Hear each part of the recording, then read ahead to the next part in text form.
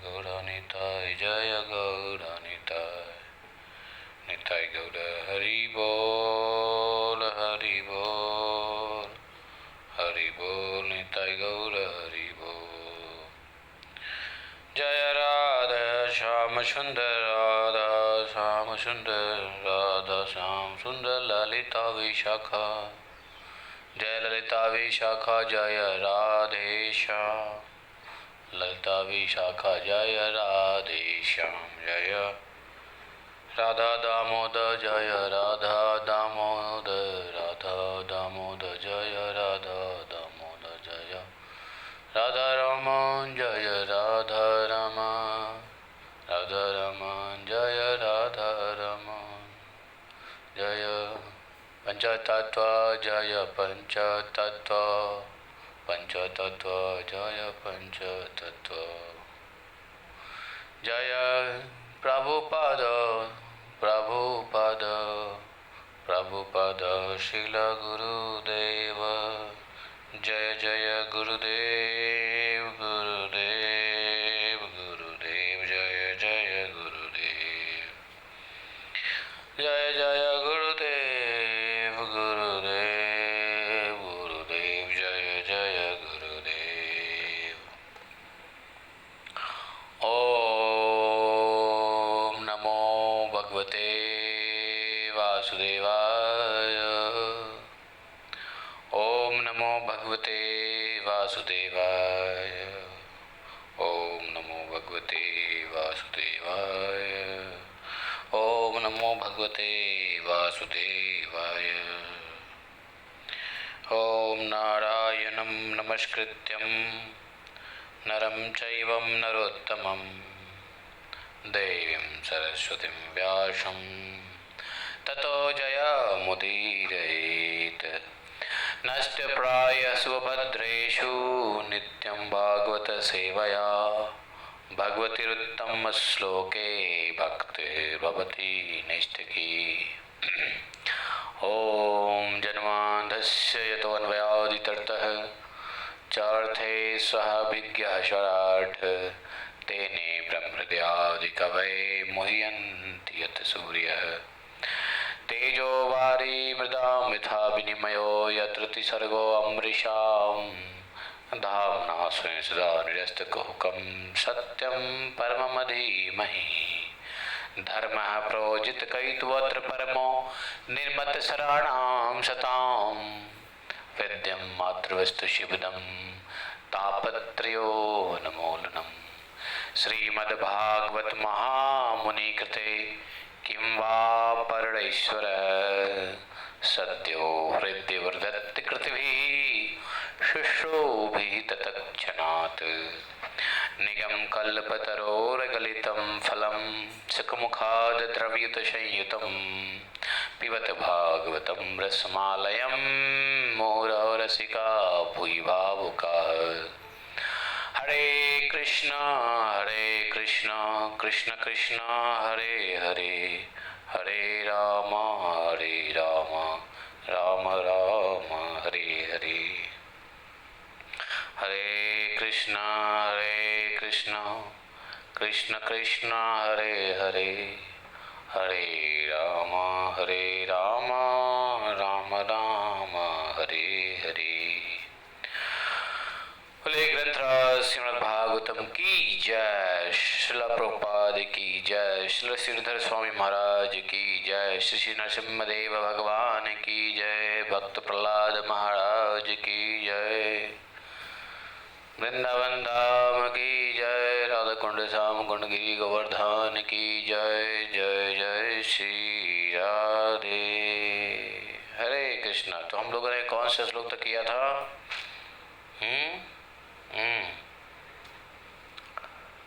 तो हम लोगों ने किया था कौन सा श्लोक? 11 श्लोक कर लिया था क्या?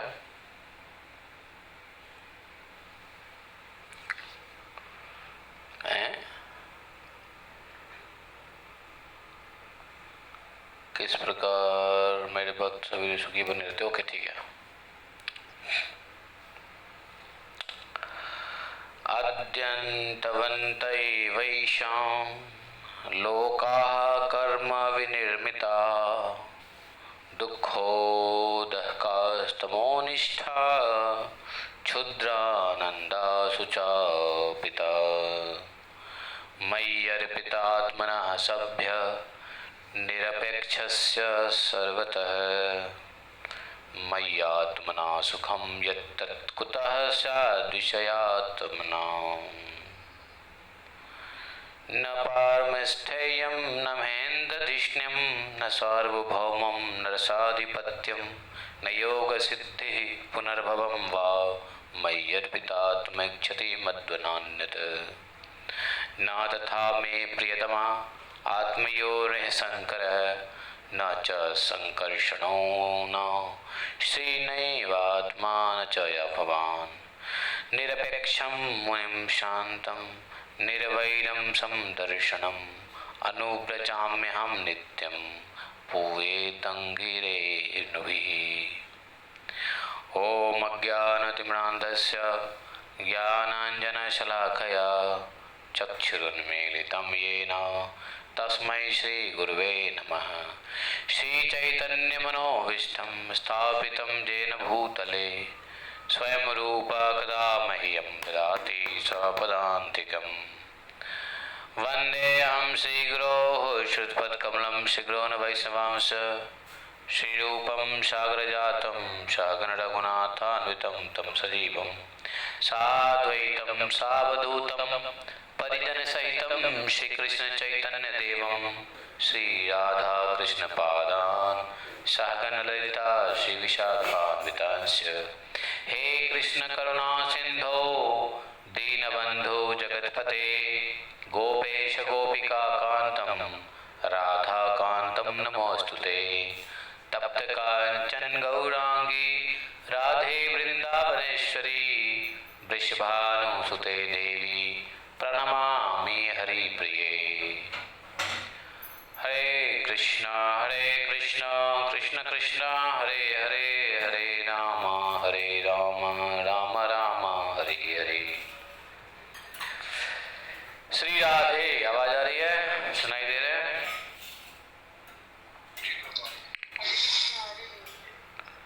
ओके,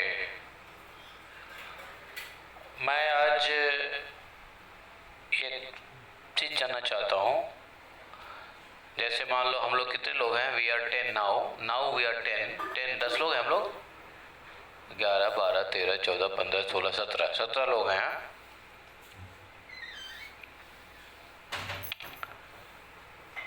भागवतम सुनते वक्त कितने लोगों के हाथों में भागवतम होता है? नहीं होता है तो कोई बात नहीं है, but just I want to know कितने लोगों के पास भागवतम होते हैं हाथ में? Anybody else? भागवतम सुनते वक्त भागवतम किसी के हाथ में नहीं होता? ओके, भागवतम सुनते वक्त भागवतम ही नहीं होता तो फिर भागवतम के स्टूडेंट कैसे हो गए जब पुस्तक ही नहीं पास में है? तो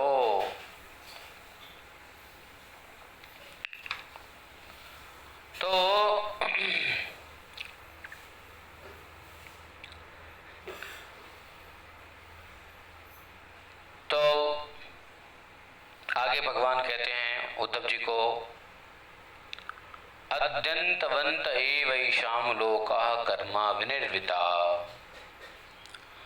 परंतु ये सभी कर्म हैं, इसके फलस्वरूप मिलने वाले लोग उत्पत्ति और विनाश वाले होते हैं, और कर्मों का फल समाप्त हो जाने पर उनको दुख ही मिलता है। उनकी अंतिम गति घोर अज्ञान है, उनसे तुच्छ सुख मिलता है। कर्म करने वाले लोग भोग के समय भी असूया आदि दोषों के कारण शोक से पूर्ण होते हैं।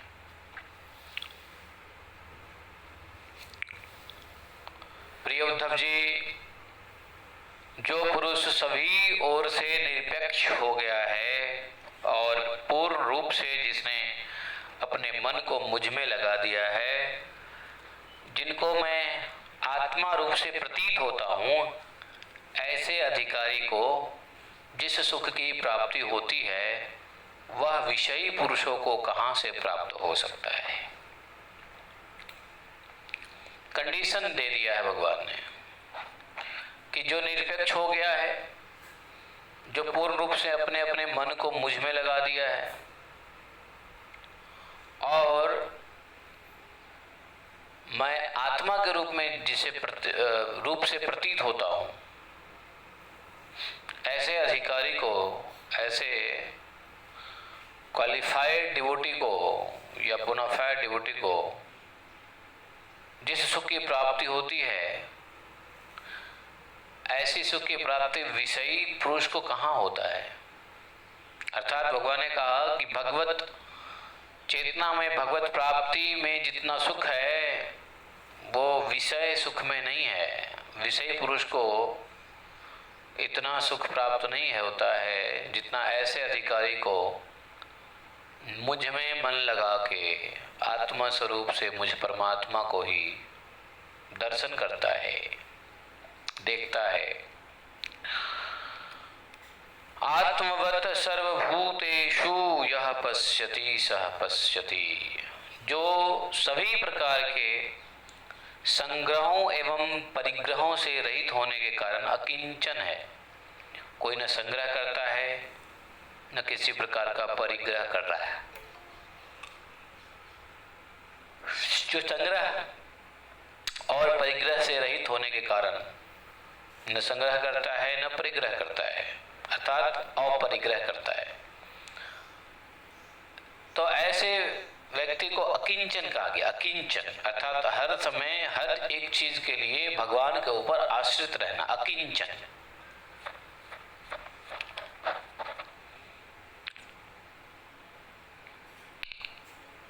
जो अपनी इंद्रियों को वश में करके शांत एवं समदर्शी हो गया है, जो मेरी प्राप्ति से ही सदा संतुष्ट बना रहता है, ऐसे मेरे भक्त को सभी दिशाएं सुखमय ही बनी रहती है।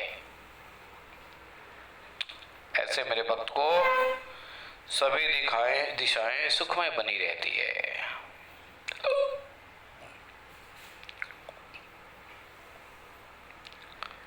जिसने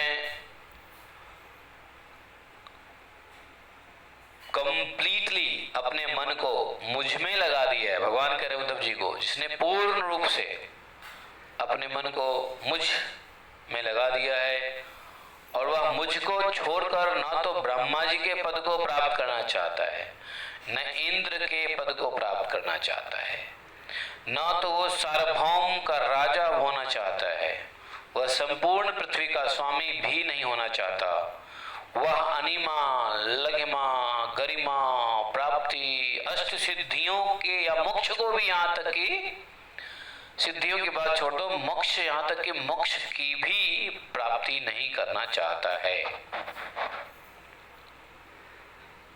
और उद्धव जी, मुझको जितना तुम प्रिय हो उतना प्रिय न तो ब्रह्मा है, न तो शंकर है, न भैया बलराम जी है, न लक्ष्मी जी हैं, और न तो मेरी आत्मा ही मुझे प्रिय है।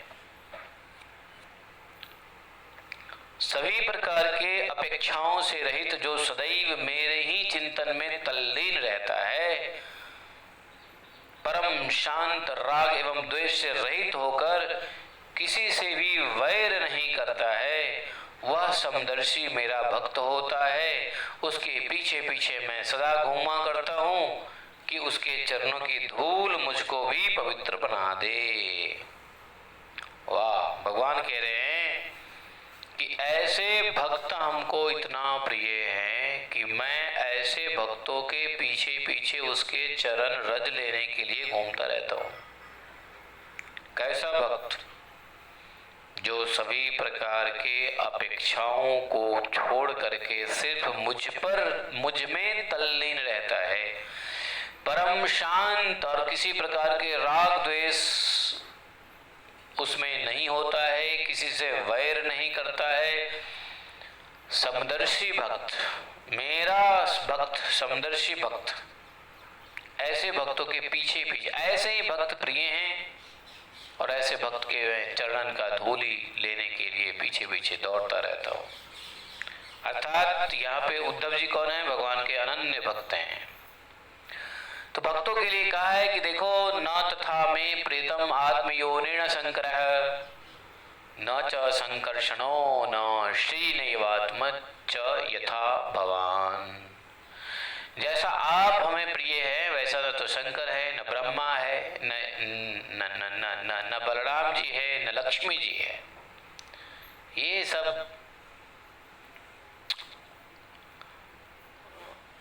सब मुझको प्रिय नहीं है।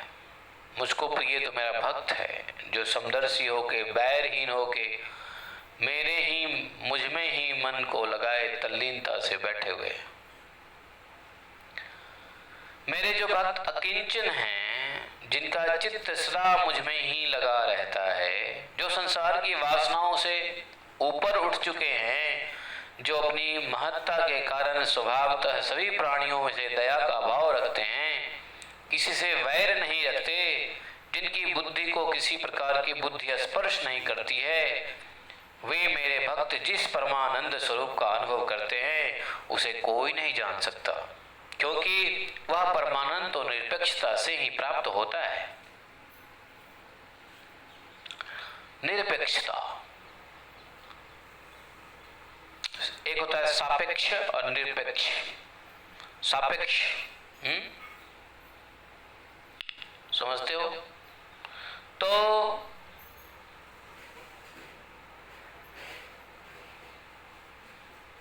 किसी प्रकार का विषय उनके बुद्धि को स्पर्श नहीं करती है, वैर नहीं, प्राणियों में दया भाव, वासनाओं से ऊपर उठ गया, चित्त सदा मुझ में लगा हुआ, ऐसे भक्त परम आनंद में रहते हैं। ऐसा सुख तो संसार में भी नहीं है। संसार का सुख भी त्याज्य है। जब कोई ऐसा सुख का अनुभव करे जब तो संसार के सुख छोड़े। समस्या तो यह है कि जब हायर टेस्ट मिलेगा जब तो लोअर टेस्ट हटेगा, लेकिन हायर टेस्ट लेने के लिए थोड़ी साधना करनी पड़ते हैं। जो लोग नहीं कर पाते हैं वो लोअर टेस्ट में ही हायर टेस्ट देखते हुए आनंद में रहने की कोशिश करते हैं। लेकिन आनंद तो कहीं है नहीं, दुख ही दुख है संसार में। भगवान कहते हैं उद्धव जी, बाध्यमानो अपि मद भक्तो विषयैर्जितेन्द्रिय प्रायः प्रगल्भया भक्त्या विषय ना विभूते। जो मेरा भक्त अभी जितेंद्रिय नहीं हुआ है, मेरी भक्ति तो कर रहा है लेकिन अभी जितेंद्रिय नहीं हुआ है, जितेंद्रिय होने के पथ पर है या जितेंद्रिय होने का प्रयास कर रहा है, ऐसे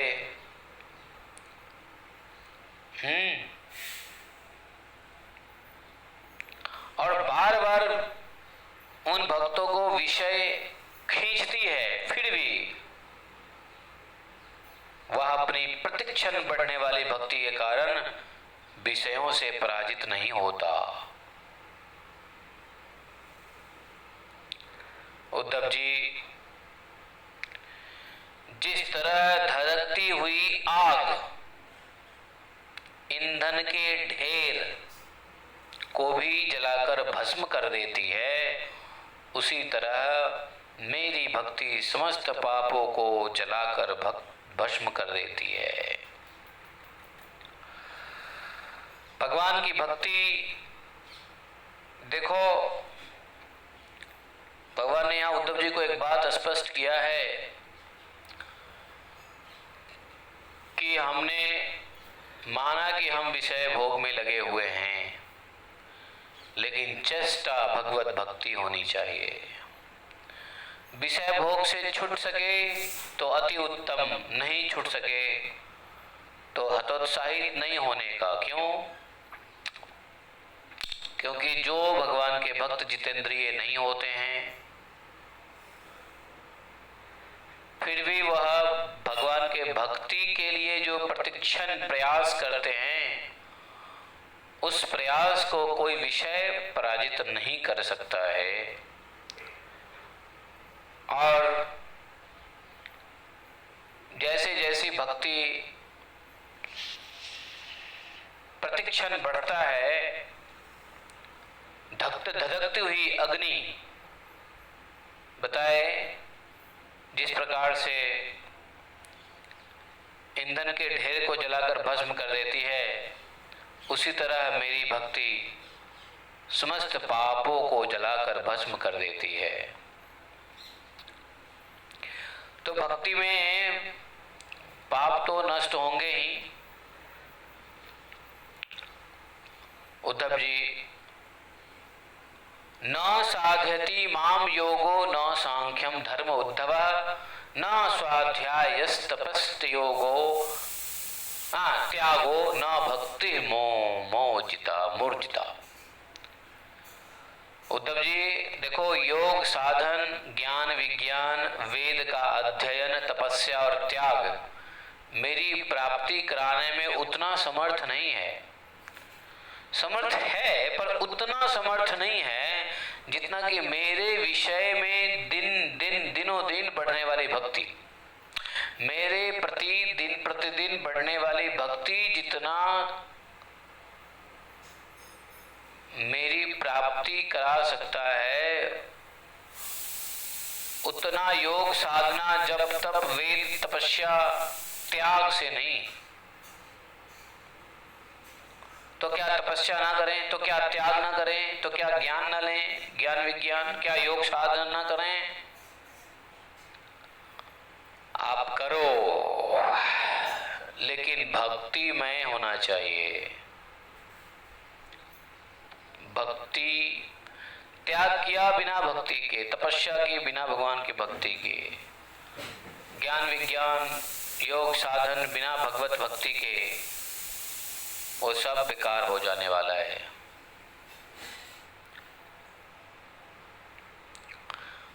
और हर एक चीज को भगवान के विषय से जोड़ दो, भगवान से जोड़ दें, तो दिन प्रतिदिन जो बढ़ने वाली भक्ति है वो भगवत प्राप्ति के लिए कहीं अधिक कारगर है।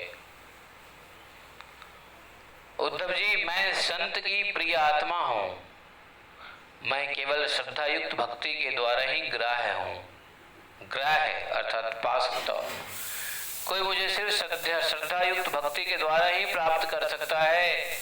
मुझ में होने वाला भक्ति जन्मतः चांडाल को भी पवित्र बना देती है। मुझ में होने वाला भक्ति जन्मतः चांडाल को भी पवित्र बना देती है। सत्य आदि से युक्त धर्म और तपस्या से युक्त विद्या, ये दोनों मेरी भक्ति से रहित आत्मा को अच्छी तरह पवित्र नहीं बनाते हैं। जब तक संपूर्ण शरीर में रोमांच नहीं हो जाता है, तब तक चित्त द्रवित नहीं हो जाता है। जब तक ये वही बात है, नयनम गलदश्रुधारया वदनम गदगद रुद्धया गिरा कथम विना रोम हर्षम द्रवताम चेतसा विना विनानंदाश्रुकलया शुद्ध भक्तया विनाशय।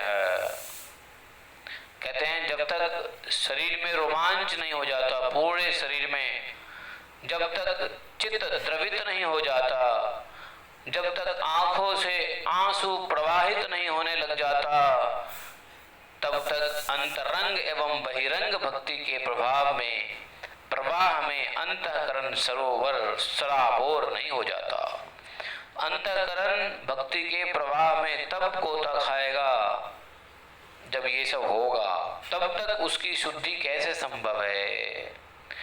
तो इसलिए लक्षण है, इसलिए चैतन्य महाप्रभु बार बार कह रहे हैं कि कब ऐसा होगा, कब तब नाम ग्रहणे भविष्यति, कब ऐसा होगा कि मैं नयनम गलदश्रुधारया वदनम गदगदया गिरा पुलके निस्तंभ पुकदा तब नाम ग्रहणे भविष्यति।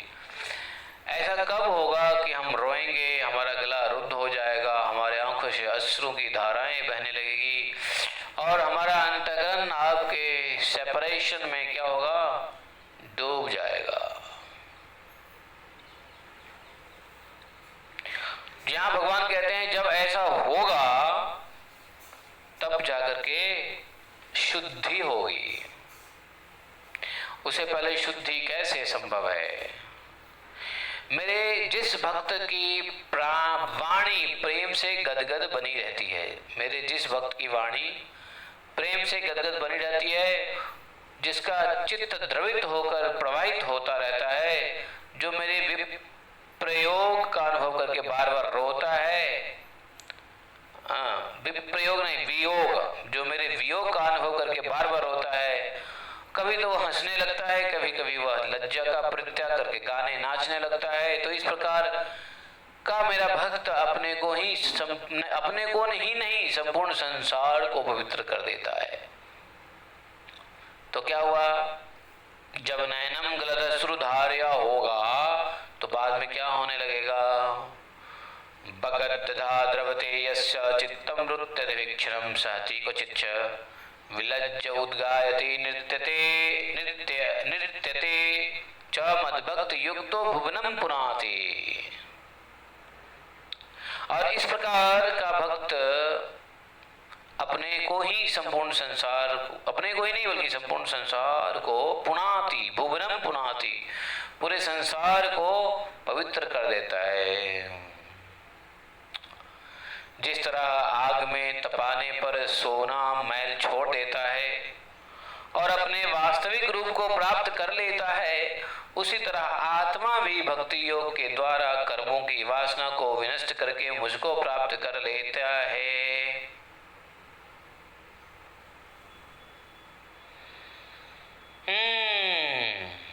तो कर्म को नाश करना है, कर्म की वासना को नाश करना है। कर्म की वासना किधर है? कर्म की वासना किधर है? कर्म की वासना है किधर? संस्कार में। और वह नष्ट विनष्ट करके मुझको प्राप्त कर लेता है। प्रिय उद्धव, मेरी अत्यंत पवित्र लीला कथा के श्रवण के द्वारा सुनने, मेरी लीला कथा सुनने के द्वारा जैसे जैसे चित्त का मल धुलता जाता है, वैसे वैसे उसे सूक्ष्म वस्तु के वास्तविक तत्व के दर्शन होने लगते हैं। और जैसे अंजन के द्वारा नेत्रों के दोष के मिट जाने पर भी उसमें सूक्ष्म वस्तुओं को दिखने की शक्ति आ जाती है। तो ये अंजन के द्वारा नेत्रों के दोषों के मिट जाने पर सूक्ष्म से सूक्ष्म वस्तुओं को देखने की शक्ति आ जाती है। अंजन मतलब काजल। जो मनुष्य सदा विषयों का चिंतन करता है उसका चित्त विषय में फंस जाता है, और जो मेरा स्मरण करता है उसका चित्त मुझ में ही तल्लीन हो जाता है। विषय का चिंतन करो, विषय में फंसोगे। बंदर आ गया, एक बंदर आ गया, सावधान। उसको भूख लगी होगी भाई, इधर ही है। हाँ, सावधान। तो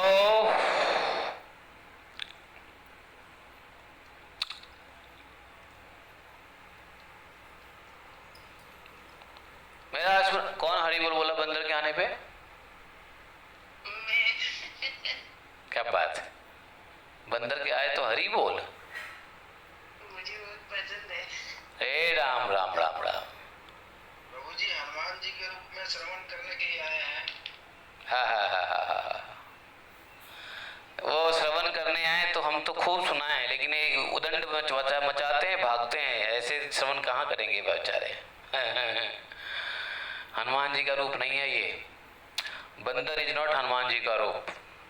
बंदर जो है, हनुमान जी किम पुरुष थे, और बंदर तो एक पशु प्राणी है, लेकिन हनुमान जी और जामवंत जी ये किम पुरुष थे। जानते हो, भगवान राम के समय पृथ्वी पे कुछ किम पुरुष रहा करते थे जो बंदर से थोड़े उत्कृष्ट होते थे।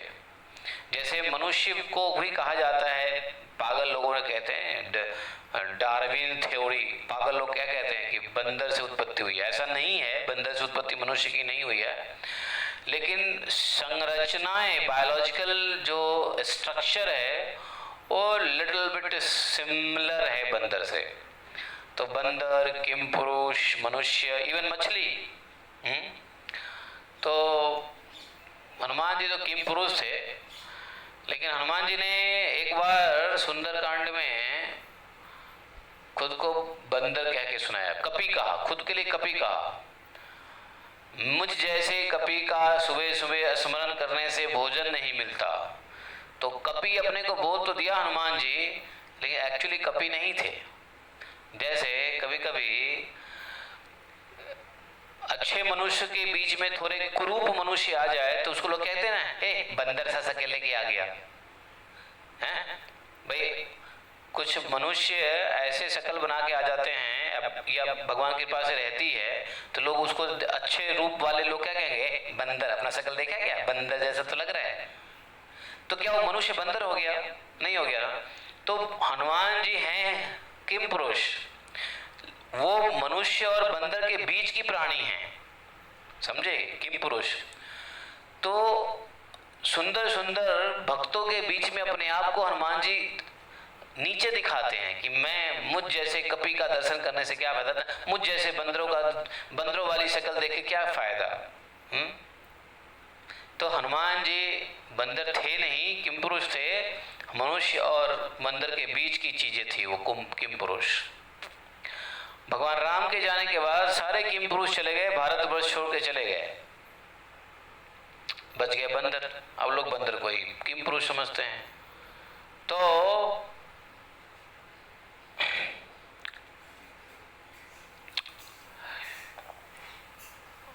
हनुमान भक्त को ऐसा कहना अच्छा नहीं लगता, पर हनुमान भक्त होंगे ना, कट्टर हनुमान भक्त, उनके सामने मत बोलना कि हनुमान जी आ गए ना, बंदर हनुमान जी ना है। उनको बड़ा ठेस पहुंचता है इस बातों को सुन करके। मैं भी ऐसा बोल देता था तो एक हनुमान भक्त मुझ पे तो मुझे मारने के लिए दौड़े। एक हनुमान भक्त, मैं जान बचाया वहां, भागा नहीं, परंतु वहीं पे लेट के दंडवत किया, माफ कर दो, माफ कर दो, माफ कर दो। तो उसने माफ कर दिए। अगर भागते तो हम उनसे नहीं जीत पाते भागने में।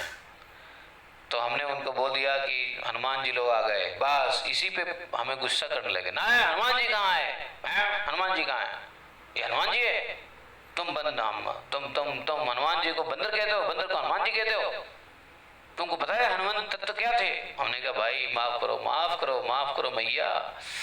बेचारी ने दया की, फिर गुस्सा उसका शांत हुआ। ये बरसाने की बात है। बरसाने में एक हनुमान जी की बड़ी भक्त रहती थी, और हनुमान जी कहते लोग, उनको हनुमान जी का दर्शन हो जाता बरसाने में। तो मनुष्य क्या करता है, यदि विषयों का चिंतन करेगा तो विषय में फंसेगा, और जो भगवान का चिंतन करेगा वो भगवान में उसकी चित्त लग जाएगी। ये चित्त ऐसी चीज है जहां लगाओगे वहीं लग जाएगा। चित्त एक ऐसी चीज है। वो कहते, एक हिंदी में कविता था, जित देखा चित मोर भयो, ऐसा कुछ एक कविता था। क्या था कविता का नाम? जित देखा चित मोर भयो, ऐसा। तो जिस चीज को हम देखते हैं ना, उसमें हमारी चित्त लग जाती है। इसलिए देखना ही बंद कर देना चाहिए। जानते हो, आंख मिली है लेकिन बहुत चीज नहीं देखना चाहिए आंखों से। ज्यादातर एक जगह बैठिए, स्थिर रखिए, आंख को बंद कर लीजिए, और जब देखिए तभी जब भगवान सामने हो, या अगर कोई आदमी सामने हो तो नीचे देख लो, ऊपर देख लो, चीजों को मत देखो, विषयों को मत देखो। ध्यायते विषया पुंसो, जैसे देखते हैं तो देखने से ध्यान लग जाती है। टकटकी लगा के देखेंगे ध्यान लग जाती है, और जब ध्यान लग जाता है तो क्या होता है, विषया पुंसो संगस्तेषु पजायते। फिर देखने से क्या होता है, उसमें विषयी भाव आता है। विषयी भाव किसको कहते हैं? विषयी भाव किसको कहते हैं? मोह। अच्छा, ओके, थोड़ा और सोचो। विषयी भाव जो है, विषय भाव कहते हैं भोग की इच्छा के साथ, भोग की इच्छा का विचार ही विषयी भाव है। अगर भोग का भाव आ गया तो विषयी भाव आ गया। तो हम किसी चीज को देखते हैं, हमने एक गाड़ी को देखा, आह कितनी अच्छी गाड़ी है, अब देखा तो कोई बात नहीं है, लेकिन देख के उसमें विषय भाव आ गया तो गड़बड़ हो गया, अर्थात उसको भोगने की इच्छा हो गई। ओ काश मेरे पास, ओ मैं भी उसको खरीद सकता, तो विषय भोग हो गया, विषय भाव आ गया। विषय भाव आएगा तो क्या होगा? विषय भाव आ गया तो क्या होगा? आसक्ति पैदा होती है। संगस्तेषुपजायते, संग उत्पन्न होता है, आसक्ति। और आसक्ति से काम, इच्छा, प्रबल इच्छा उत्पन्न हो जाती है। संगस्तेषुपजायते, क्या आगे क्या है? संगात चाहते काम क्रोधो उपजायते। तो इस प्रकार से काम उत्पन्न हो जाता है, इच्छा, प्रबल इच्छा। काम मतलब प्रबल इच्छा। एक इच्छा होता है, एक कामना होता है। तो इच्छा तो हुआ जनरल इच्छा, बट कामना मतलब प्रबल इच्छा। प्रबल इच्छा हो जाती है। और प्रबल इच्छा से क्या होता है? उसको प्राप्त करने के लिए हम संघर्ष करते हैं, क्रोधित होते हैं, क्रोध उत्पन्न करते हैं। क्रोध क्या है? रजगुण। और जब तक क्रोध नहीं होगा तो रजगुण नहीं पैदा होगा। रजगुण पैदा नहीं होगा तो आप काम नहीं कर पाओगे। जानते हो हम किसी काम को क्यों करते हैं? क्रोधित होकर करते हैं। अब आप लोगों को लगता है कि क्रोध क्या है? Anger is what? Anger is something like कि भाई थोड़ा सा खून गर्म करना, किसी को डांटना, और ये एंगर। यह एंगर नहीं है, ये तो एग्रीवेटेड एंगर का फॉर्म है। उत्तेजित क्रोध आपने देखा है, लेकिन हम कोई भी काम करते हैं क्रोध में ही करते हैं। अगर क्रोध नहीं हो तो काम ही ना हो, क्योंकि क्रोध रजोगुण पैदा करता है, और रजोगुण पैदा करने से क्या होता है? कार्य होती है, क्रियाशीलता आती है। तो इसलिए भगवान ने वहां का क्या कहा? क्रोधोपजायते। तो वहां क्रोध का क्या अर्थ हुआ? वहां क्रोध का अर्थ यह है कि क्रोध से रजोगुण से उस वस्तु को प्राप्त करने के लिए कार्य करते हैं हम। गीता को समझो, है? नहीं तो थोड़ी ना क्रोध हो तो भाई ठीक है, गाड़ी देख ली, गाड़ी पाने की इच्छा है, लेने की इच्छा है, लालच हो गया, ये गाड़ी हमें खरीदना है, तो उसमें क्रोध कैसे उत्पन्न होगा? तो यहाँ पर क्रोध का अर्थ क्या है कि रजोगुण उत्पन्न होता है, रजोगुण से आप क्रियाशील होते हैं, आप उसको पाने के लिए कार्य करते हैं। क्या करते हैं? धन इकट्ठा करते हैं, धन इकट्ठा करने के लिए मेहनत करते हैं, झूठ साज बोलते हैं, 3-5 करते हैं, अनर्गल बातें करते हैं, भगवान से विमुख होकर काम करना पड़ता है। कुछ पैसे आ जाते हैं तो खुश हो जाते हैं, फिर गाड़ी खरीद लेते हैं, वाह वाह वाह मैंने प्राप्त कर ली। तो आसक्त वस्तु में क्या हुआ? आसक्ति हो गई, और आसक्ति होने से क्रोध हुआ। क्रोध मतलब कार्यान्वित हुए, और अगर आपको मिल गया तो भोग हुआ, नहीं मिला तो रोग हो गया, मेंटल डिप्रेशन। तो क्रोध और डिप्रेशन जो है, अवसाद, ये दोनों होता है। क्रोध से हम कार्य करते हैं, कार्य से या तो प्राप्ति होती है और प्राप्ति नहीं होती है। प्राप्ति नहीं हुई तो वो अवसाद में बदल जाता है, और प्राप्ति हो गई तो भोग में होगा। अवसाद हो या भोग हो, दोनों रोग है। इसलिए भगवान ने गीता में जोर जोर से चिल्ला चिल्ला के कहा है कि ध्याय तो विषय मत, ध्यान दो, ध्यान मत दो, देखो मत विषयों को, देखो ही मत विषयों को। रास्ते पे चलते हो तो नजर को नीचे रखो या ऊपर रखो, या तो आकाश में देखो या नीचे जमीन को देखो। सीधे देखो ही मत, दाएं देखो मत, बाएं देखो मत। दाएं बाएं देखना घोड़े को नहीं है, और हमको तो दाएं बाएं भी नहीं देखना और सामने भी नहीं देखने अलाउड है। आप सिर्फ नीचे देखो, क्या होगा? आप देखोगे ही नहीं, विचार ही नहीं होगा। तो इसलिए यहां पे क्या कहा कि भाई चित्त को नियंत्रित करने के लिए विषय को मत देखो। विषय की वस्तुओं को देखोगे चित्त भ्रमित होगा, मुझ में मन नहीं लगेगा। आगे 28वें श्लोक में भगवान कहा है कि देखो तुम मिथ्या वस्तुओं का चिंतन करना बंद कर दो, मेरी भक्ति की भावना के संस्कार से संस्कृत अपने मन को मुझ में लगा दो। बहुत अच्छी बात भगवान ने कहा है। क्या कहा है? संस्कार से संस्कृत अपने मन को मुझ में लगा दो। हित्वा मयि समाधस्त्व मनोमद भाव आवितम तस्माद सद विद्यानम यथा स्वप्नो मनोरथम।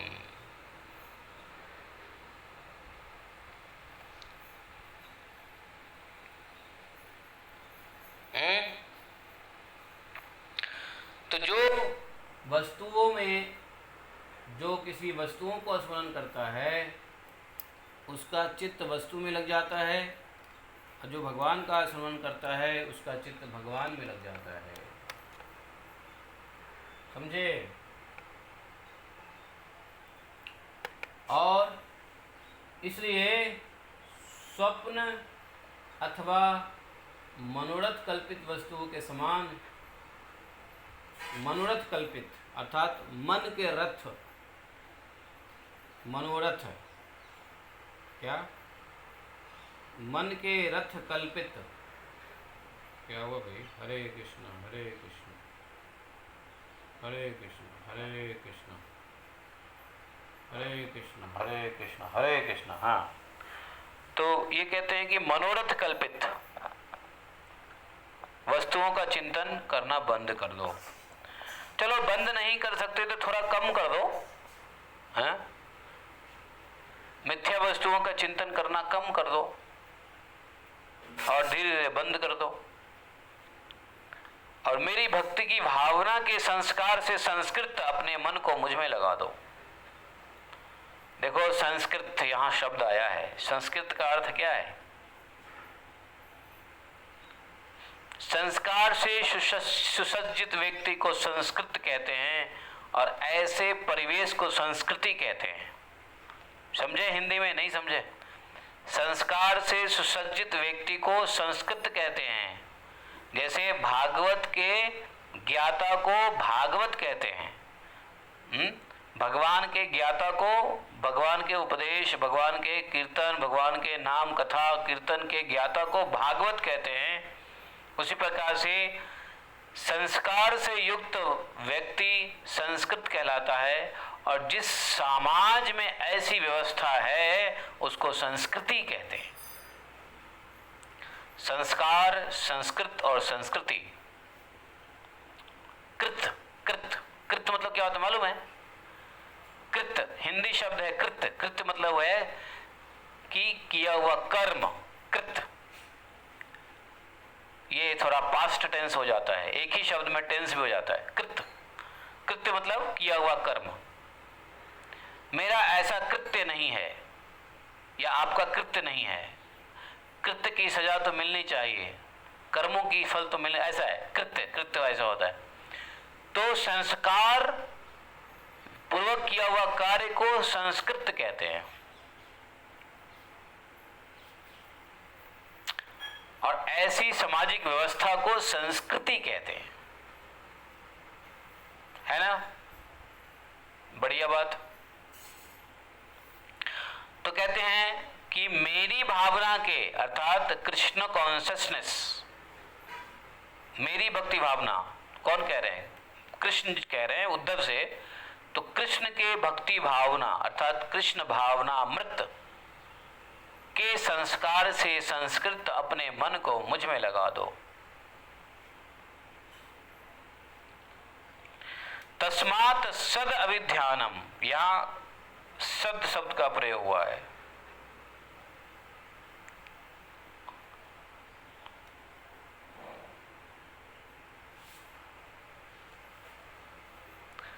स्त्रीणाम स्त्री संगीनाम संगम त्यक्त्वा दुरत आत्मान। हो, क्या कह दिया भगवान ने? संयमी पुरुष स्त्रियों का तथा स्त्रियों के प्रेमी मनुष्यों का संग दूर से ही त्याग कर पवित्र एकांत स्थान में बैठकर सावधानी पूर्वक मेरा चिंतन करे। संयमी पुरुष स्त्रियों का तथा ऐसे पुरुष जो जिनका स्त्रियों में संग है उसको त्याग कर पवित्र स्थान में बैठकर सावधानी पूर्वक मेरा चिंतन करे। भगवान ने तो स्त्री संग भी मना कर दिया। मेरा चिंतन करें। स्त्री संग के साथ भगवत चिंतन नहीं हो सकता है क्या? नहीं हो सकता है। क्यों नहीं हो सकता? आगे 30वें श्लोक में भगवान कहते हैं कि स्त्री संग के साथ मेरा चिंतन नहीं हो सकता है। कारण क्या है? अरे स्त्री संग तो छोड़ दो, कहते हैं कि स्त्री के संग करने वाले पुरुषों का भी संग से मेरा चिंतन नहीं होगा।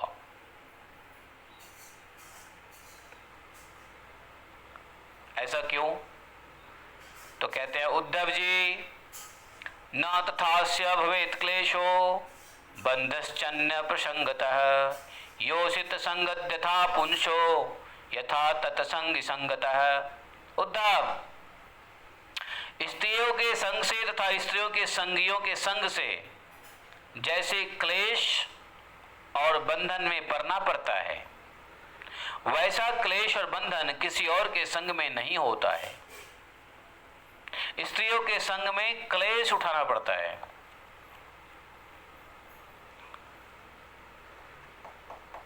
कैसे क्लेश उठाना पड़ता है?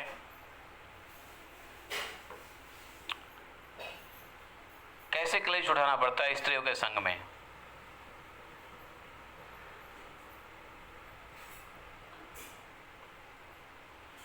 प्रसन्न करने के लिए नाना प्रकार की वस्तुओं को लाना पड़ता है। स्त्री को प्रसन्न करने के लिए नाना प्रकार की वस्तुओं के लिए नाना प्रकार के झूठ सच कर बोल करके मेहनत करनी पड़ती है। देश विदेश जाना पड़ता है, पैसे इकट्ठा करना पड़ता है। नहीं, हम लोगों ने अजामिल की तो कथा सुनी लिया था, किस प्रकार से उसकी स्त्री संग हुई और स्त्रियों के इशारे पे नाचने लग गया। अब उन्हीं स्त्रियों को प्रसन्न करने के लिए वो क्या करने लगा? अजामिल सारे उल्टे सुल्टे कार्य करने लग गया। तो स्त्री प्रसंग यहाँ कहा है, स्त्री संग। देखो यहाँ स्त्री संग कहा है, लेकिन यहाँ अर्धांगिनी संग नहीं कहा है, पत्नी संग नहीं कहा है। स्त्री के कई रूप हो सकते हैं। तो स्त्री कहने का अर्थ है, हम स्त्री किसको कहते हैं? दूसरे लेडीज को स्त्री कहते हैं। अपने घर में जो महिलाएं हैं उसको स्त्री नहीं कहते, उसको तो पत्नी कहेंगे या बहन कहेंगे या माता कहेंगे। करेक्ट है? यहाँ पे थोड़ा समझने की बात है। अपने घर की स्त्रियां या तो माता होंगी या बहन होगा या कौन है कि पत्नियां होंगी। लेकिन अगर बाहर की स्त्रियां हैं तो उनको आप स्त्री कह सकते हैं। तो इसलिए कहा गया है कि पर स्त्री संग, बाहर की स्त्री संग, जिनके साथ हमारा कोई मोरल रिलेशन है ही नहीं, विधिवत संस्कार युक्त रिश्ता है ही नहीं, वैसे स्त्री स्त्री होती है, पर स्त्री होती है। तो ऐसे स्त्रियों का संग करना बहुत घातक है। और जो लोग ऐसे पर स्त्रियों के संग रहते हैं, उनके संग भी करने से मेरी चिंतन नहीं हो सकेगी।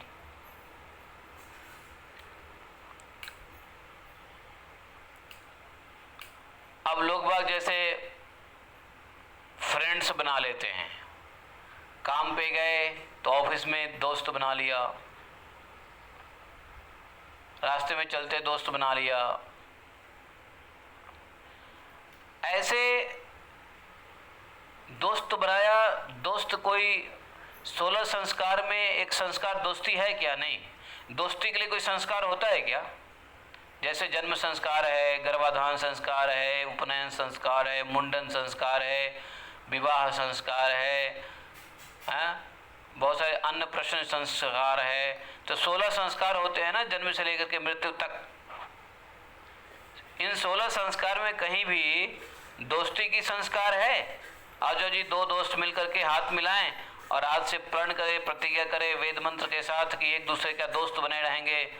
जैसे शादी ब्याह होती है, ऐसे क्या दो व्यक्ति के साथ दोस्ती का कोई संस्कार है क्या? नहीं है। इसलिए दोस्ती संस्कार युक्त है ही नहीं, और लोग दोस्त बना लेते हैं। पुरुषों से बनाते हैं तो भी, और स्त्रियों से तो बनानी नहीं चाहिए दोस्ती। कलयुग में यही चल रहा है कि जो संस्कार युक्त संबंध नहीं है उसी को ज्यादा लोग वैल्यू देते हैं। सही है कि नहीं है? जो संस्कार युक्त संबंध नहीं है, हाँ? संस्कार गुणों से होते हैं, लेकिन भक्तों का संबंध भक्तों से गुणातीत है। इसलिए यह संबंध तो संसार से भी ऊपर उठ करके है। ये सांसारिक संबंध है ही नहीं। भक्तों का भक्तों से संबंध सांसारिक संबंध नहीं है, गुणातीत संबंध है। इसमें न संस्कार की आवश्यकता है, न किसी प्रकार का किसी वैदिक क्रियाकर्मों की आवश्यकता होती है।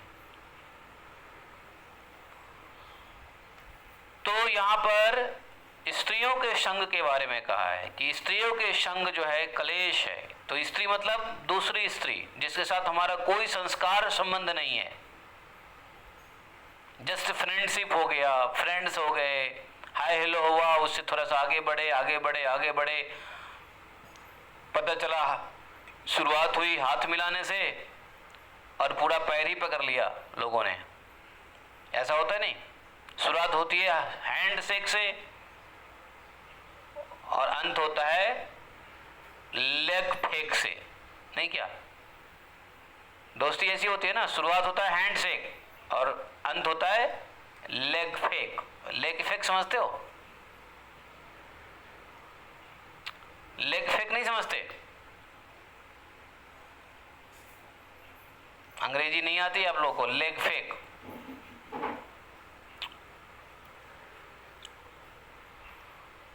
तो यहां पर कहते हैं ये ठीक नहीं है। योषित संगाद्यथा पुंसो तथा यत संग संगतः। ऐसे संबंधों से क्लेश और बंधन, यहां तक कि ऐसे स्त्री संबंधों से जान माल की भी हानि होती है। माल तो गया, जान भी चली जाती है। उसको गया ना जान, क्या नाम है उसका? अरे कौन था वो, उसको जान से नहीं मार दिया? धुंधकारी था ना जिसको जान से मार दिया। बताओ। और धुंधकारी क्या, ऐसे हजारों धुंधकारी घूम रहे हैं जो स्त्री प्रसंग में अपनी जान गंवा देते हैं,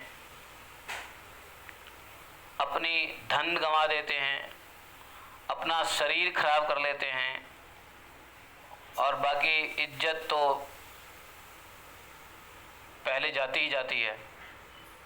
तो इसलिए यहाँ पे ध्यान देने की बात है, बहुत फैनेटिकली भगवान की बातों को समझने की बात नहीं है। यहाँ पे स्त्रीणाम स्त्री संगीनाम संगम त्यक्त्वा दुरत आत्मवत, इस बातों को इसलिए नहीं कोट करना चाहिए कि नहीं विवाह मत करो, ब्रह्मचारी रहो, स्त्री संग से दूर रहो। अरे बाबा, संस्कार युक्त संबंध के बारे में भगवान नहीं कह रहे हैं। यहाँ पे असंस्कार युक्त संबंध के जो स्त्री प्रसंग है, अर्थात दोस्ती यारी होती है जिसमें संस्कार संबंध नहीं है, ऐसे स्त्री संघ को पर स्त्री संघ कहते हैं।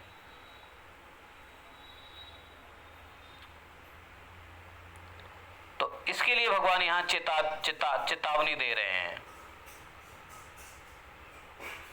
तो ये इससे बड़ा क्लेश और बंधन कोई हो ही नहीं सकता है, भगवान कह रहे हैं। वैसा क्लेश बंधन किसी और संग से नहीं हो सकता है। वैसे बहुत प्रकार के क्लेश होते हैं, बहुत प्रकार के बंधन होते हैं, लेकिन स्त्री प्रसंग जैसे क्लेश और बंधन कोई नहीं होता। सबसे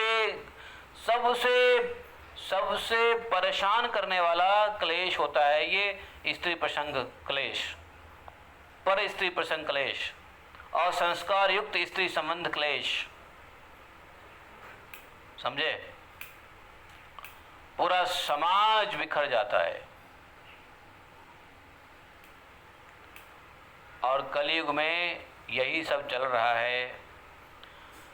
इसलिए बच्चों को बहुत जल्दी यह ज्ञान दे देना चाहिए। अभी हम लोग को समझ लेना चाहिए कि जो प्रहलाद महाराज ने कहा था, क्या कहा था? कौमारम आचरेत ज्ञानम। ये जो भगवत ज्ञान है ये कुमार अवस्था में ही मिलना चाहिए, है क्या? कुमार अवस्था में प्रहलाद महाराज जी कह रहे हैं कि ज्ञान मिलनी चाहिए। अगर कुमार अवस्था में ही यह ज्ञान मिल जाए तो युवा अवस्था बच जाएगा। युवा अवस्था बचेगा तो क्या होगा? प्रौढ़ावस्था शुभ रहेगा, और प्रौढ़ा शुभ रहेगा तो क्या होगा? बुढ़ापा प्रगल्भ रहेगा।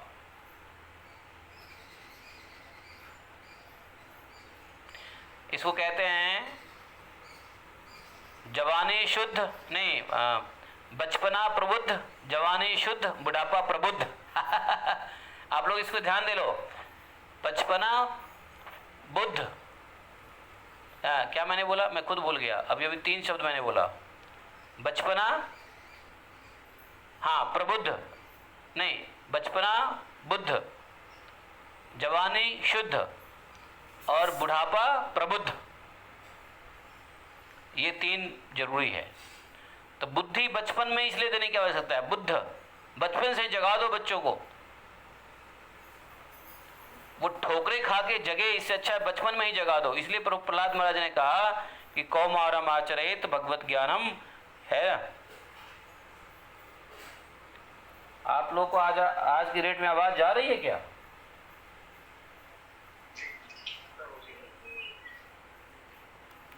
तो जिसका बचपना प्रबुद्ध नहीं, जिसका बचपना बुद्ध नहीं, जवानी शुद्ध नहीं, बुढ़ापा प्रबुद्ध नहीं, तो क्या होने वाला है? खत्म.com, गड्ढे में जाने वाली है जीवन।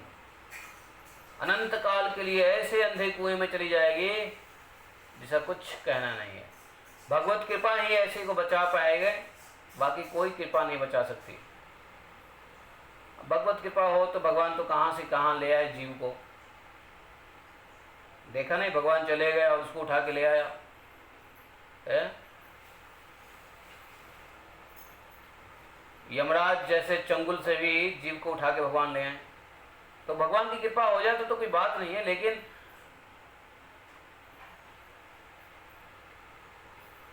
भगवान की कृपा होगी कैसे? तो इसलिए बच्चों को क्या बनाओ? बुद्ध बनाओ। बुद्ध का मतलब क्या होता है मालूम है?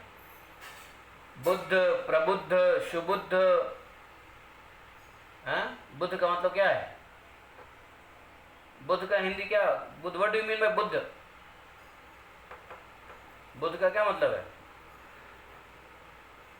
बुद्ध से बना बुद्धि नहीं, बुद्ध का मतलब नॉट नॉलेजेबल।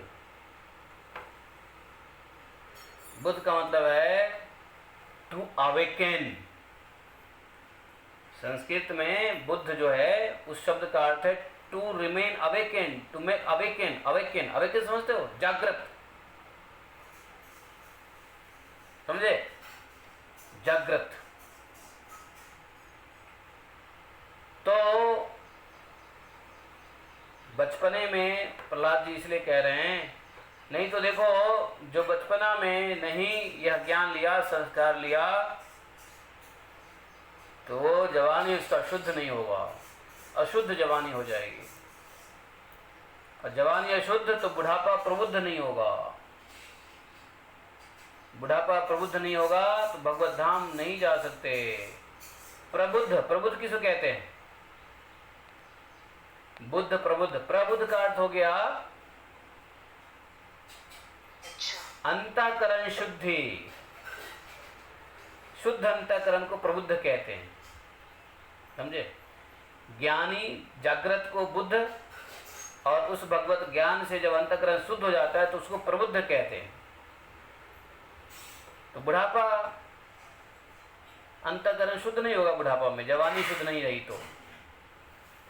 और जवानी शुद्ध नहीं रहेगी क्योंकि बचपना में बोध नहीं हुआ, बोध ही नहीं बने, भगवत ज्ञान के बोध ही नहीं बने। इसलिए गुरुकुल हुआ करता था, बच्चों को बोधी बनाने के लिए पोथी पढ़ाई जाती थी। पोथी, पोथी से बोधी होता था, बोध, बोध कहते ना, बोध होता था, बोध। आप लोग हिंदी में नहीं जानते बोध क्या होता है? बोध, बोधि, बुद्ध, ये सब हिंदी के बड़े मार्मिक शब्द हैं। बोध मतलब ज्ञान होना, यस, जानकारी होना, एहसास होना, नॉलेज में होना, प्रकाशित होना, अवेयर होना, ठीक है ना, बोध, बोधि। तो बचपना क्या होना चाहिए? बोधि होना चाहिए। ऐसा नहीं होने से सारा मामला गड़बड़ हो रहा है। जब से गुरुकुल नष्ट हुआ, बच्चों को बोध कराने वाली शिक्षण संस्थाएं को नाश किया गया, बस दुनिया वहीं से विकृतियां चालू हो गई। लोग समझते हैं बच्चों को क्या अभी गीता का ज्ञान दिया जाए, बच्चों को क्या भागवत का ज्ञान दिया जाए, बच्चों को क्या प्रहलाद महाराज का चरित्र सुनाया जाए। क्योंकि उन माता पिताओं जो अपने बच्चों को ज्ञान नहीं देना चाहते हैं, भगवत ज्ञान नहीं देना चाहते हैं, उनके खुद जवानी शुद्ध नहीं है, अशुद्ध जवानी से बच्चा पैदा किया है। जब अशुद्ध जवानी से बच्चा पैदा करेंगे तो बच्चों के अंदर संस्कार कहाँ से डालेंगे? भक्ति विकास महाराज कहते हैं, मैं बताऊं, भक्ति विकास महाराज के एक लेक्चर में मैंने सुना, वो कह रहे थे कि वेस्टर्न वर्ल्ड में या आजकल ईस्टर्न वर्ल्ड में कह लो, most of the children are born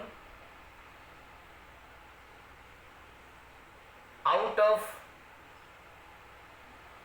a drunken sex enjoyment on the weekend by the parents।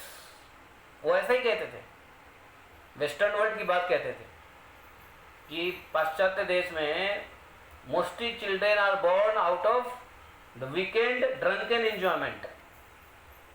क्योंकि वीकडेज में तो किसी के पास टाइम ही नहीं है, दिन रात काम करना है, वीकेंड में पीना है और स्त्री संग करना है, वहाँ से बच्चा पैदा हो गया। तो बच्चा पैदा ऐसे होगा तो कहाँ से संस्कार होगा?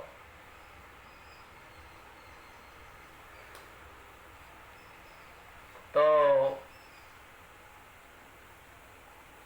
यहाँ पर भगवान उद्धव जी को 30वें श्लोक में बता रहे हैं, समझे?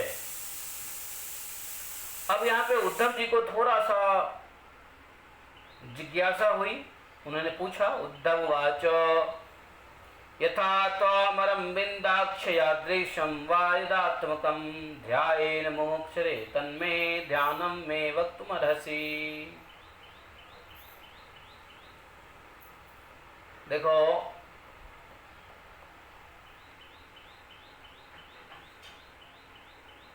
आप लोग मैं यहाँ पे एक बात क्लियर करते चलूँ कि आप लोग सोच रहे होंगे अजामिल तो बचपन से बड़ा संस्कारी था, ब्राह्मण का बच्चा था, बचपन से पूजा पाठ करता था, पिताजी के साथ हवन यज्ञ इत्यादि करता था, पिताजी का आज्ञाकारी था, बचपन से ज्ञानी भी था, शास्त्र पढ़ा था पिताजी के साथ, तो फिर कैसे भटक गया?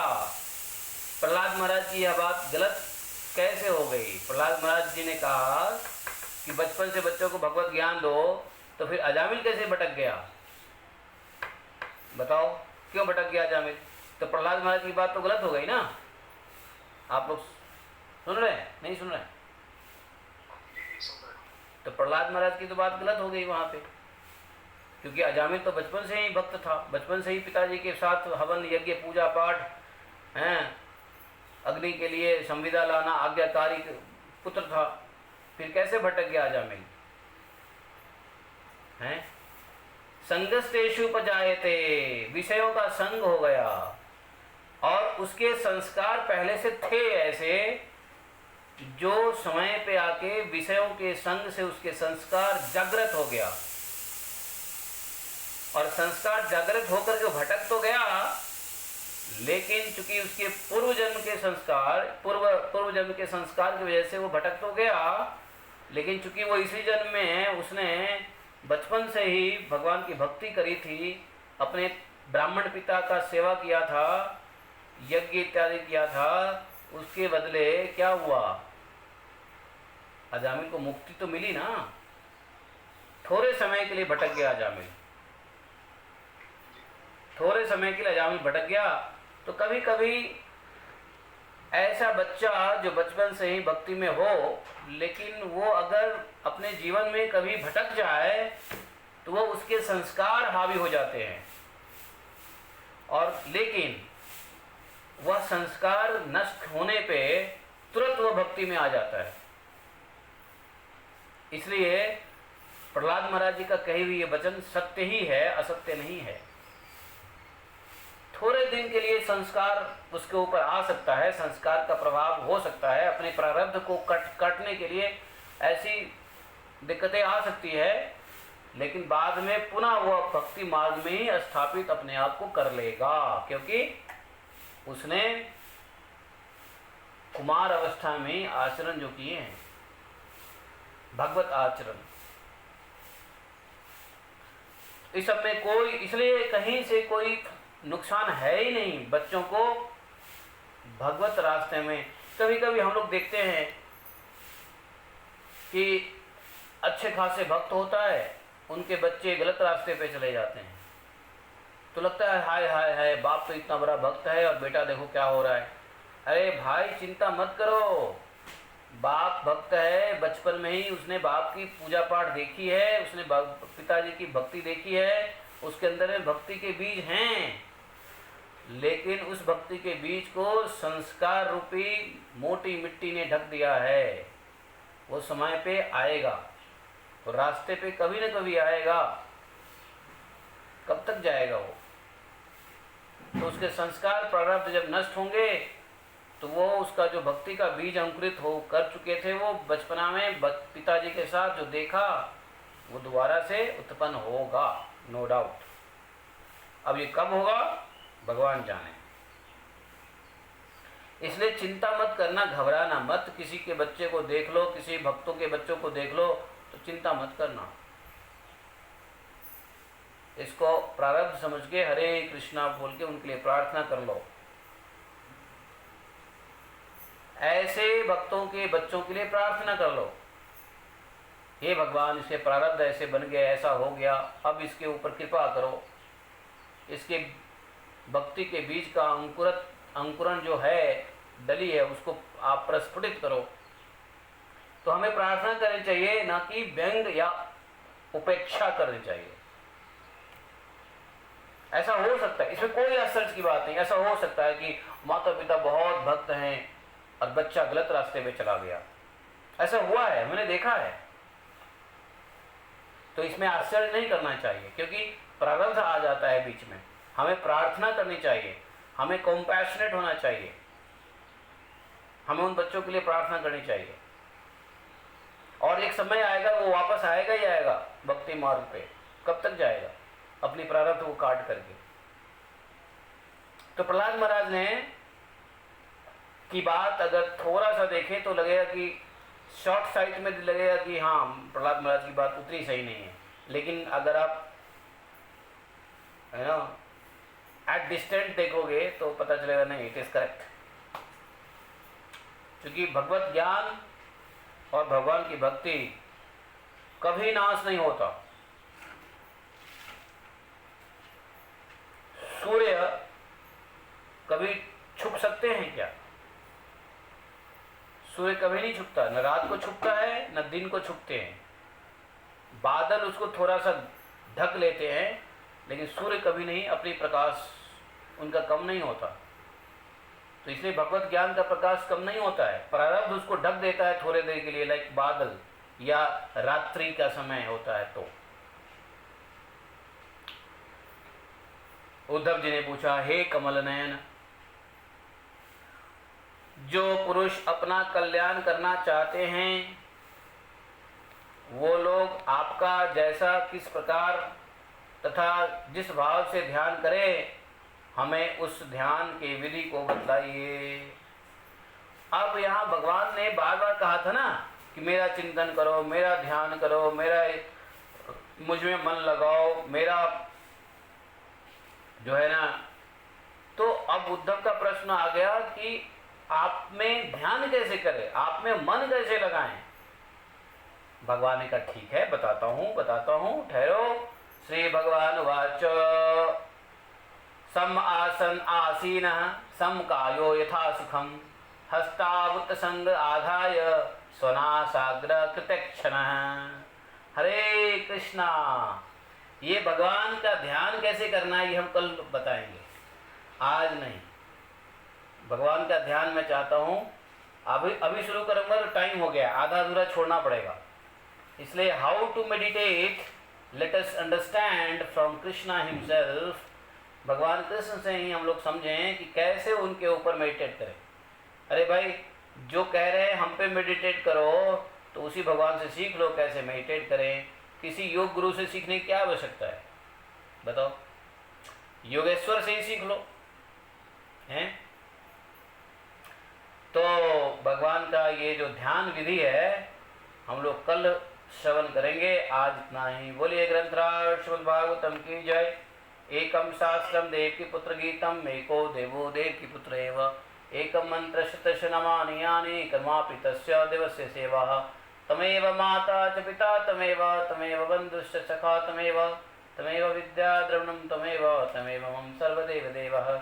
कृष्णाय वासुदेवाय हरे परमात्मने प्रणतक्लेशनाशाय गोविन्दाय नमो नमः। हे कृष्ण करुणा सिंधो दीनबंधो जगत्पते गोपेश गोपिका कांतम राधाकांतम नमोस्तुते। तप्त कांचन गौरांगी राधे वृंदावनेश्वरी वृषभानुसुते देवी प्रणमामि हरिप्रिये।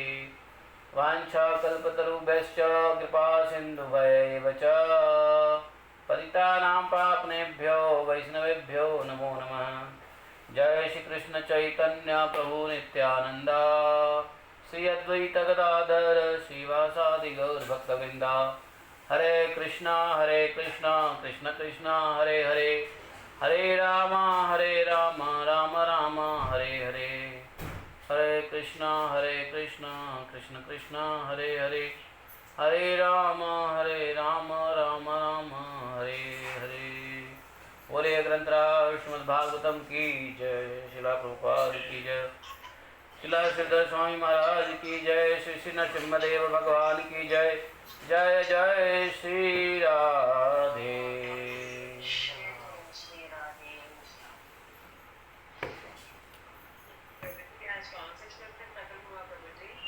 आहे आज कौन सा श्लोक खत्म हुआ? आज आप पूछते हो खत्म हुआ, जब मैं पूछता हूँ कहाँ तक खत्म हुआ तो आप मुझे बताते नहीं हो, तो आप नहीं बताते इसलिए मैं भी नहीं बताऊंगा।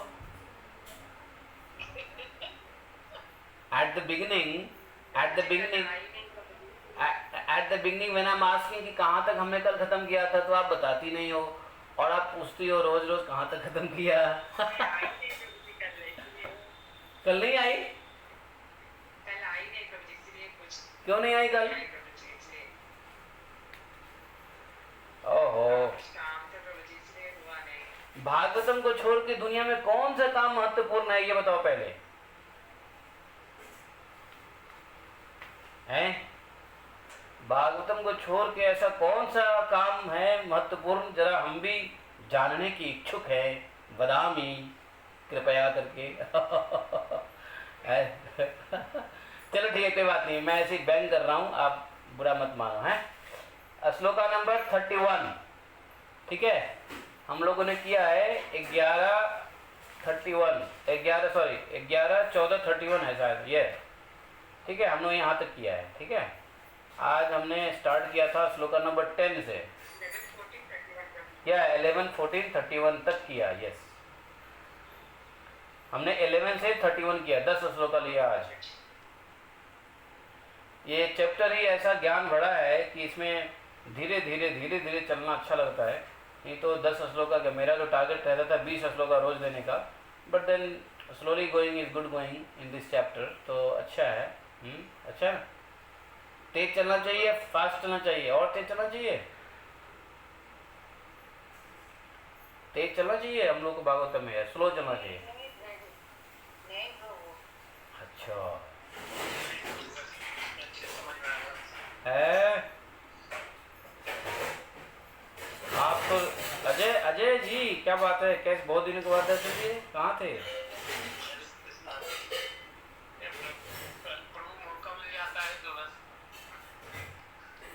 मौका मतलब भागवतम मौके का विषय बना दिया आपने, हाँ?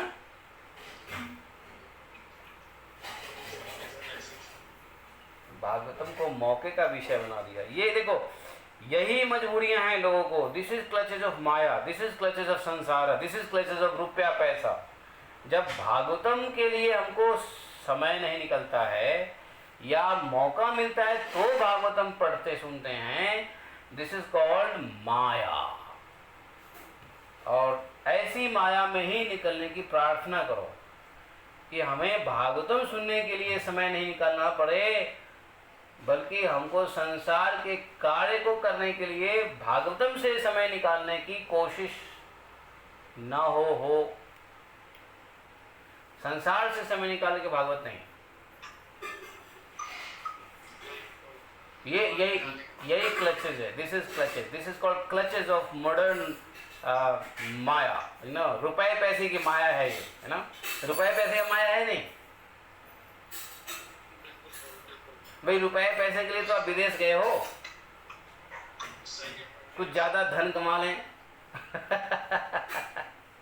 धन कमा के थोड़ा अच्छा घर बना ले, बच्चों की शादी कर दे, अपनी रिटायरमेंट की व्यवस्था कर लें, धन कमा करके फिर देखेंगे भागवत में तो रहेंगे ही रहेंगे, धन कमाने की जवानी नहीं रहेगी, ऐसा है ना। समय रहते कुछ कमा लो।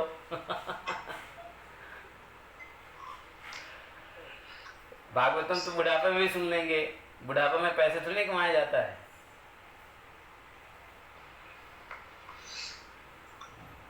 नहीं, ठीक है, कोई बात। देखो, ये अनुभव करो कि हम किस प्रकार से माया में फंसे हुए हैं। जब हम अनुभव करेंगे ना तो निकलने की चेष्टा करेंगे। प्रॉब्लम क्या है हमारी कि हम अनुभव ही नहीं करते कि हम फंसे हुए हैं। जो व्यक्ति अनुभव करे कि मैं दलदल में हूँ, वही तो निकलने की कोशिश करेगा। लेकिन कोई सोचेगा कि मैं दलदल में हूँ और मजे कर रहा हूँ, आनंद है, अरे ठीक है, यही दलदल बढ़िया है, तो क्या निकलने की कोशिश करेगा, बताओ, है कि नहीं। तो अपने इस मजबूरी को रोज ध्यान दो, अपने इस मजबूरी को लेकर रोज भगवान के सामने प्रार्थना करो कि हे भगवान, मैं कितना फंसा हुआ हूँ, हमें निकालो। भगवान रास्ता निकालेंगे। आपको भारत में ही बैठ के, घर में बैठे बैठे पैसा देंगे भगवान। अरे भगवान, लक्ष्मी तो भगवान की अपनी ही है। है कि नहीं। तो जब भगवान के घर में लक्ष्मी है तो हम भगवान के घर को छोड़ के कहाँ जा रहे हैं भाई। ये तो वो बात हो गई ना कि पिताजी के पास धन है और हमको भरोसा ही नहीं कि पिताजी हमको देगा, इसलिए जा रहे हैं दूसरे के यहाँ काम करने। यही बात हो गई ना।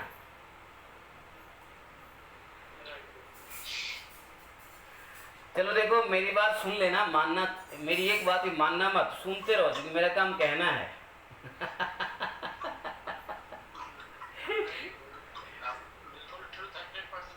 Keep listening, never follow me. Hare Krishna, thank you very much, Shri Radhe. Shri Radhe. Hare Krishna. दंडवत प्रणाम प्रभु। हरे कृष्णा हरे कृष्णा। चालू